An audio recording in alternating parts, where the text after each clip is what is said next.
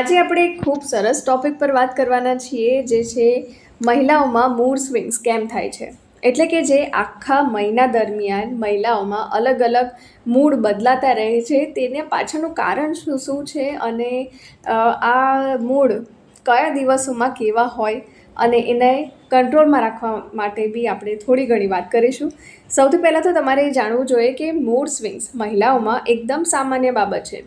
ઘણીવાર તમે લોકોને એવું કહેતા સાંભળ્યા હશો કે આ સ્ત્રી એકદમ અચાનક જ ગુસ્સે થઈ ગઈ છે, ક્યાં તો પછી વગર કારણે ખૂબ જ સારા મૂડમાં છે. ઘણીવાર બિનજરૂરી રડતી પણ જોઈ હશે, ક્યાં તો પછી એકદમ બેચેન પણ અનુભવતી હશે. અને આ સામાન્ય રીતે તમામ મહિલાઓ સાથે થાય છે, અને તેનું કારણ પીરિયડ્સ દરમિયાન શરીરમાં થતા ફેરફારો છે. ડૉક્ટર્સનું કહેવું છે કે દરેક પીરિયડ સાયકલ દરમિયાન સ્ત્રીના શરીરમાં ઘણા બધા હોર્મોનલ ફેરફારો થાય છે, જેના કારણે તેનું માનસિક સ્વાસ્થ્ય પ્રભાવિત થાય છે અને તેનો મૂડ બદલાતો રહે છે. પીરિયડ સાયકલ અને પ્રેગ્નન્સીના કારણે મહિલાઓનો મૂડ સ્વિંગ્સ વધવા લાગે છે. મોટાભાગની સ્ત્રીઓનું પીરિયડ સાયકલ 28 દિવસનું હોય છે. હવે આ માસિક સ્ત્રાવ કેટલા દિવસ સુધી ચાલશે તે દરેક સ્ત્રીના શરીર પર આધાર રાખે છે. ઓવ્યુલેશનનો સમય માસિક સ્ત્રાવની શરૂઆતના 14 દિવસ પહેલાં હોય છે. આ સમય દરમિયાન શરીરમાં ઘણા બધા હોર્મોનલ ફેરફારો થાય છે અને મૂડ સ્વિંગ્સ પણ થાય છે. આ સિવાય મેનોપોઝ પછી પણ મૂડ સ્વિંગ્સ જોવા મળે છે. મહિનાના પહેલા 5 દિવસ એટલે કે જ્યારે પીરિયડ શરૂ થાય તેના પહેલા 5 દિવસ પીડામાં જ પસાર થઈ જાય છે, અને આ સમયગાળા દરમિયાન સ્ત્રીઓના મૂડ ઘણો ચીડચીડો હોય છે તેમને. અને જો તમે આ વિડીયો એક પુરુષ થઈને જોઈ રહ્યા હોય તો તમે તમારી સ્ત્રીને થોડું સમજવાનો પ્રયાસ કરો, તેની વાત સાંભળો અને તેને કમ્ફર્ટેબલ ફીલ કરાવો. ફોલિક્યુલર તબક્કો મહિનાના 6થા દિવસથી લઈને 14મા દિવસ સુધી હોય છે, અને આ તબક્કામાં એસ્ટ્રોજન અને સેરેટોનિન હોર્મોન્સનું સ્તર વધે છે. તેથી તેના સમયગાળા દરમિયાન મહિલા પોતાને ખૂબ જ સકારાત્મક, ઉર્જાવાન, ખુશ અને સારા મૂડમાં રહે છે.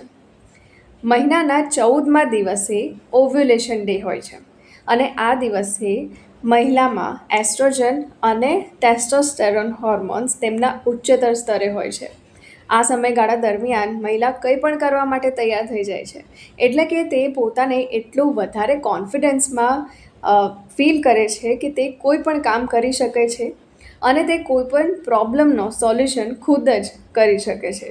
એટલે કે આ સમયગાળા દરમિયાન તે પોતાને કોન્ફિડન્સ અને બહુ જ ઉર્જાવાન, પોઝિટિવ ફીલ કરે છે. 15મા દિવસથી લઈને 21મા દિવસે એસ્ટ્રોજન ઘટવા લાગે છે અને પ્રોજેસ્ટેરોન વધવા લાગે છે. આના થવાના કારણે મહિલામાં થાક અને ઉદાસી અનુભવાય છે.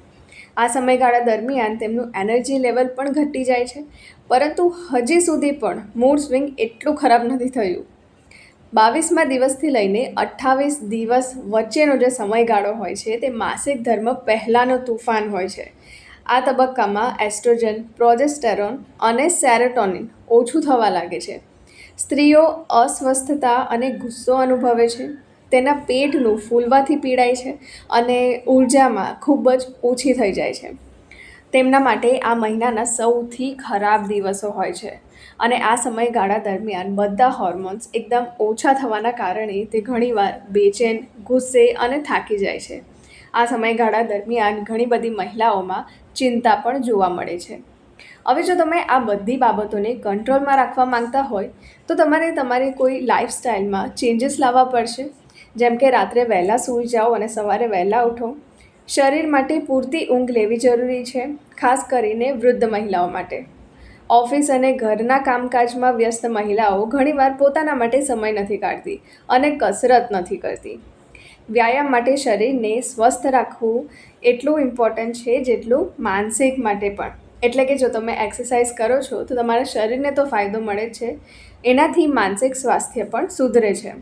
તો તમારે એક્સરસાઇઝ તો જરૂરથી કરવી જોઈએ. એટલીસ્ટ તમે વોક પર જઈ શકો છો, ક્યાં તો પછી એરોબિક્સ અથવા યોગા પણ કરી શકો છો. ખાનપાનમાં સંતુલન જાળવો, પૌષ્ટિક ખોરાકને પ્રાધાન્ય આપો, ઓમેગા 3 ફેટી એસિડ, ફાઇબર વગેરેથી ભરપૂર ખોરાકનું સેવન કરો, પુષ્કળ પ્રમાણમાં પાણી પીવો, તેનાથી શરીર હાઇડ્રેટ રહેશે અને પાચન ક્રિયા પણ બરાબર રહેશે.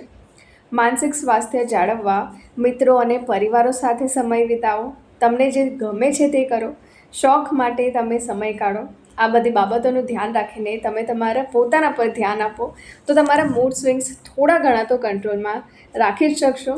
આ ઉપરાંત જો તમને આ વિડીયો પસંદ આવ્યો હોય તો આ વિડીયોને જરૂરથી બધા સાથે શેર કરજો અને મારી ચેનલ સાથે જરૂરથી જોડાઈ રહેજો.